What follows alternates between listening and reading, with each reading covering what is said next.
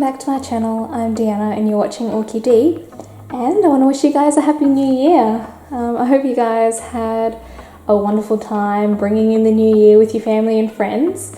I had the biggest night I've had for like a really long time, and it's the 2nd of January and I still feel a little bit hungover, so everyone just bear with me. But I thought I would kick off 2019 with a video about my babies. Well, my orchid babies, so the seedlings. And it'll be a little bit of a journey about how they travel this year and how they do. We can review them towards the end of the year again. Look, to be honest, I kind of forget about these guys a little bit, so it'll be good to track their progress a little more this year. I have a pretty wide variety, and a lot of them are actually like freebies that I received with various hauls. Just a little bit of a disclaimer, but I've only been growing seedlings for like less than a year and a half. This is just my experience with them based on how I've grown them in my climate. This is not the only way to do stuff. It's certainly not the best way because I'm just playing around as I go and trying to learn the different plants and what they all need as babies, I guess. So if we do have a little bit of a scan, I've got lots of different types. I've got some Phalaenopsis species there. I've got Macademias, I've got Oncidiums, I've got Paphiopedilums in the back there. Got a couple of Cattleyas, Dendrobiums. Yeah, so I've got quite a wide range, and at the end of the day, I treat them all fairly similarly. They all kind of get bright shade. They're all kept pretty much intermediate to warm temperatures. I give them all really good airflow, and I pretty much water them all as they approach dryness. So I don't usually let these guys dry out very much. The exceptions are obviously the Macademias, which have completely different winter care, and the Cattleyas are, as they get a bit more mature, I do let them dry out completely between waterings. Yeah, and I guess that's the thing, like as they do mature, slowly I alter their culture, or try to sort of meet their individual needs a bit more. But we'll go through the various genera. But yeah, for me, they all largely get fairly similar conditions. If you're thinking about getting your first seedlings, I guess there's some pros and cons to maybe consider before you jump in to purchasing them. I guess the main pros are that seedlings can actually be extremely rewarding, like growing such a young little plant, not killing it over time, and then getting it to, I guess, mature into a flowering orchid is really, really satisfying. The other thing is they're all available at generally much cheaper prices than their adult counterparts. Just be wary that if you are finding that the adult plants are really expensive, it might be because they're actually quite difficult to raise from seedlings, and or they take a really long time to get to a mature flowering size, so that's what you're in for. So I guess that sort of leads into cons a bit, and that depending on the genus and maturity of the seedling, you do need a little bit of patience to get them to flowering size. And it might even be years before you're rewarded with blooms. Also, they're babies, and especially the younger and smaller they are, the more sensitive they are. They're just not as tough as the adult plants, so they can't tolerate harsh conditions. Their roots are more sensitive. They just need a little bit more attention in general. So if you're time poor, they might not be for you. And if you're a beginner, some genuses might be better for you than others. So let's have a look at my babies. So let's start with the phals, because a few of my phal seedlings have actually bloomed for me this year. And I got these a little while ago, like over a year ago. I've had, this was probably one of my first seedlings actually, but I've had the Sideria japonica or Phalaenopsis japonica bloom. You can see still some remnants of old leaves down there. See how small that leaf is, but that's how it started out. And this DTPS belladonna also has a few smaller leaves down there that you can see, but yeah, it's bloomed. And this Phalaenopsis, you can really see the progression of sort of leaves on this one. It's actually lost all its little baby leaves that it had about 18 months ago. But yeah, it threw out these 2 flower spikes and it's doing very well.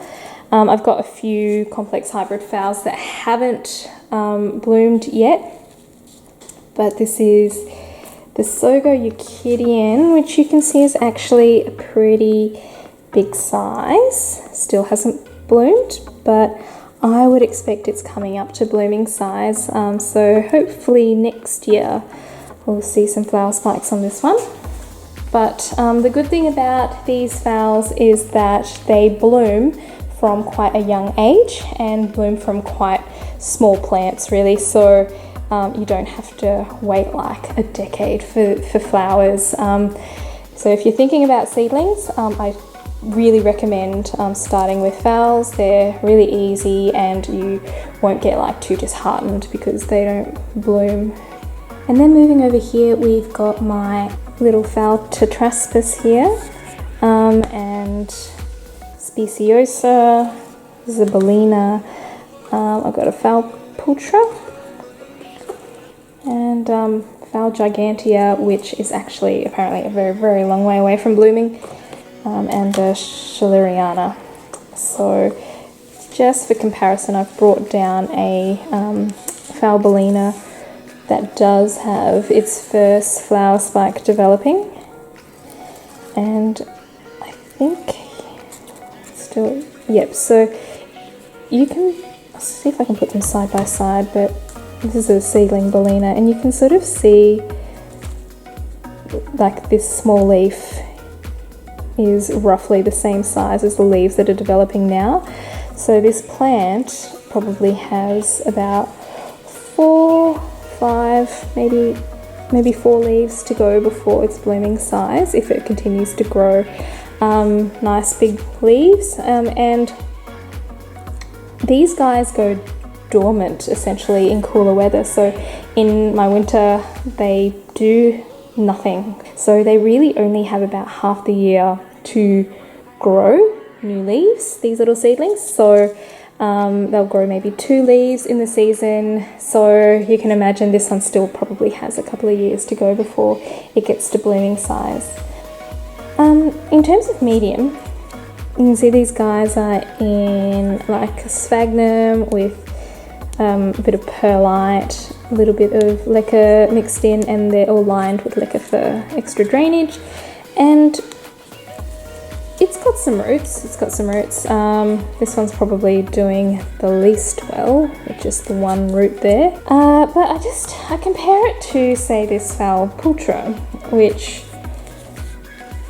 it just seems to grow with a little bit more vigor. It's in a small grade bark mix with some sphagnum, and same as this Schilleriana, which I haven't had for very long, since around July, and it just grows a little bit better as well. So look, I'm not sure, but I think I'm going to change these to a small grade bark mix with some sphagnum mixed in. Yeah, I think they'll do a little bit better, but yeah, we'll see. So here we've got my Paphiopedilum seedlings, and these guys take a lot longer than the phals to get to blooming size. I mean, they've got a completely different growth habit anyway, but you can see I've got some different sized ones. They're all different types, but they'll grow their fans, mature their fans and flower from the top of them, and they're actually sympodial orchids, so they'll grow new growths as they mature, as they get bigger. So yeah, I've got, especially these green leaf multiflorals can take quite some time to get to a mature age. So this is a Paphiopedilum Michael Kupowitz here. We've got a Paph Angel Hair, which is Saint Swithin crossed with Sanderianum, and this is a Paph Hungsheng Eagle. So these guys are probably good examples of what I was saying before, that their adult counterparts are quite expensive. So for a fully mature, say, angel hair in Australia, you're probably looking at a couple of $100. Same with the Michael Kupowitz. In a lot of ways it makes sense to get the seedlings and grow them, because it's quite expensive to have a whole collection of mature plants, and especially these guys were on my wish list. So yeah, they are purchased as seedlings for a much lower price. So the mottled leaf types grow a bit faster, they'll mature from a younger age, and they're generally a bit easier to grow, so you'll get them for a bit cheaper. But well, this one's probably the exception, it wasn't growing very well. So these three were actually potted in that same sphagnum mix with some perlite and stuff, but I found they weren't doing too well, so I unpotted them, and they hadn't developed very good root systems at all and had actually lost a few roots, so they got repotted back into this small seedling bark mix with a bit of sphagnum, and yeah, they're doing a lot better. They're a lot more stable in their pots. So yeah, I guess for me, somehow the sphagnum's not working out too well, so I think I'll be sticking to a small bark mix from now on. So here are my seedling catasetums. I won't dwell on them too much or talk much about them, because I really don't know what I'm doing with even the adult ones. Just, yeah, trying to grow them as best I can. This is my first year with them, so yeah, some of them are doing okay. A lot of them have been affected by spider mites. You can see the spider mite damage on some of these. This one's really bad. This is my Cycnodes Wine Delight, which I was looking for everywhere and finally found, and yeah, this new growth, but it's still pushing out leaves, so that's good. But yeah, I've lost a few seedlings. They were only tiny little bulbs, and yeah, I would class them as difficult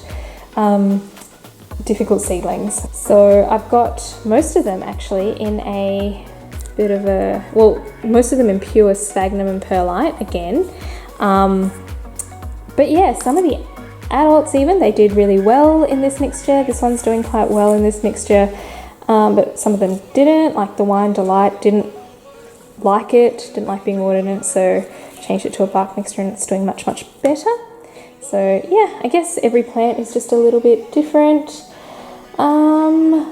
but I guess these are the survivors. I've lost like 3 seedling catasetums, I think, and they were just so tiny, so I just can't recommend them for beginners at all.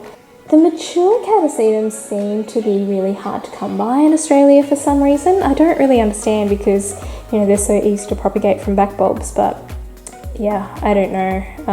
If anyone in Australia has a good source for catasetums, let me know, because I am fascinated by them. So yeah, I do want to be good at growing them, but I think I should be starting with the mature ones rather than little seedlings.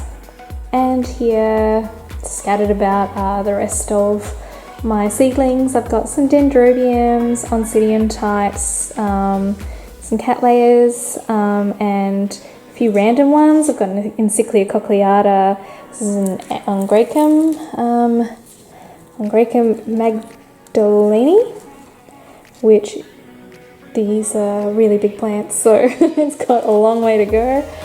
I've got an epidendrum, I've got a Coleogyne cristata back there, which I would say isn't going great. I haven't even repotted this one since I got it. I've had it for about, I don't know, 6 months. Yeah.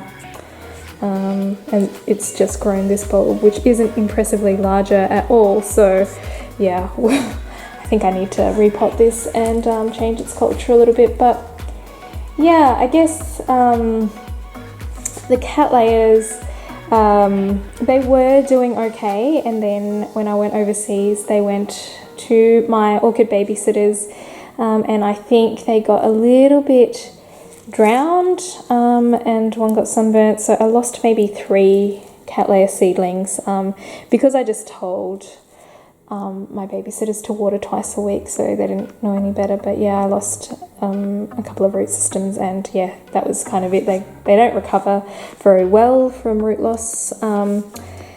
This one nearly didn't make it, but pulled through, put out some new roots, and it's putting out this new growth now.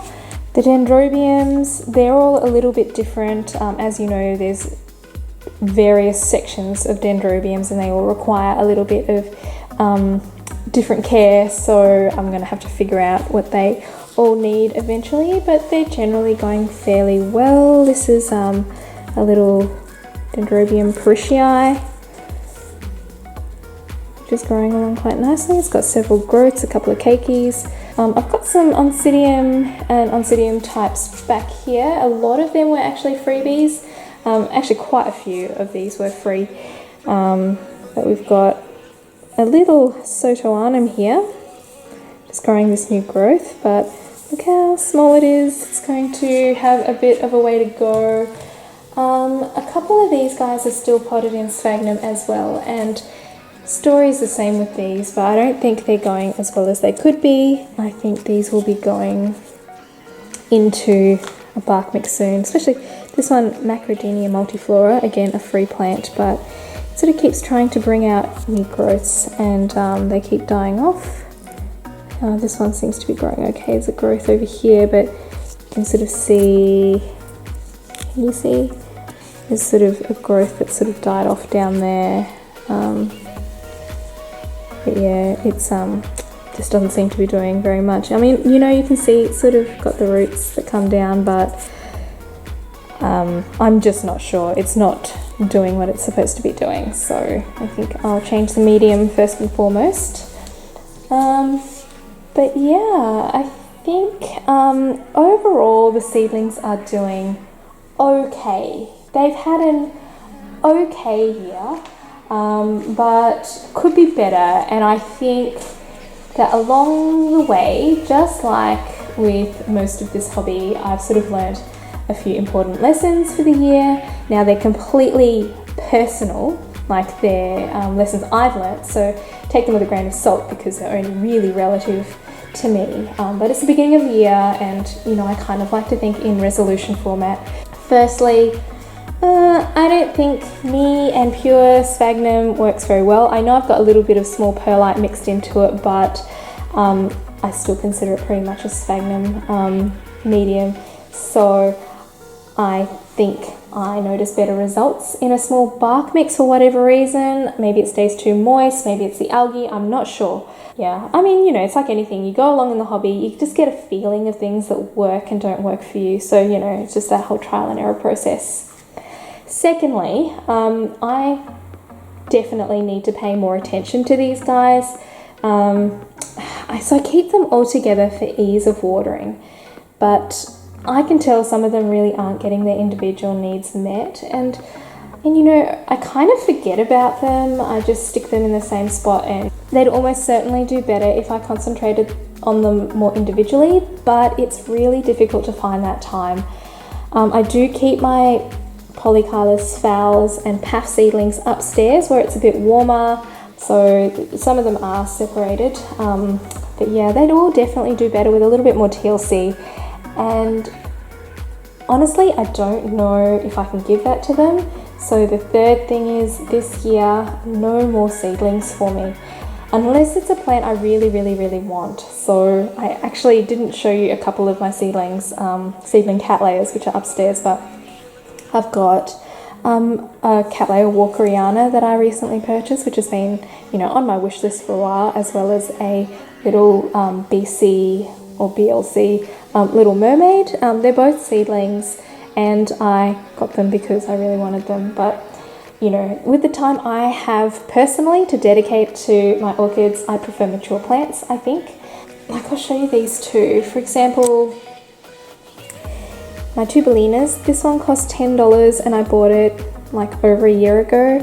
This one cost $20 and I got it in the middle of the year, and it finished growing this leaf, grew this leaf, and then it's starting to bring out a flower spike. So to me, it's kind of a no-brainer. I think I'd rather the mature plant if I can get it, but I think it's still going to be fun to review these guys throughout the year. I do recognize that I didn't go through each one individually, but you know, we can have a look at them as a group. If there's anything in particular about certain ones, then we can look at them.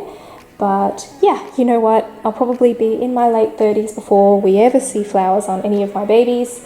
So yeah, that's it. I hope everyone is having a great New Year's so far. Thanks for joining me today, and I hope you're all recovering well from your celebrations. Please like this video if you enjoyed it, and subscribe to my channel if you want to see more orchid videos.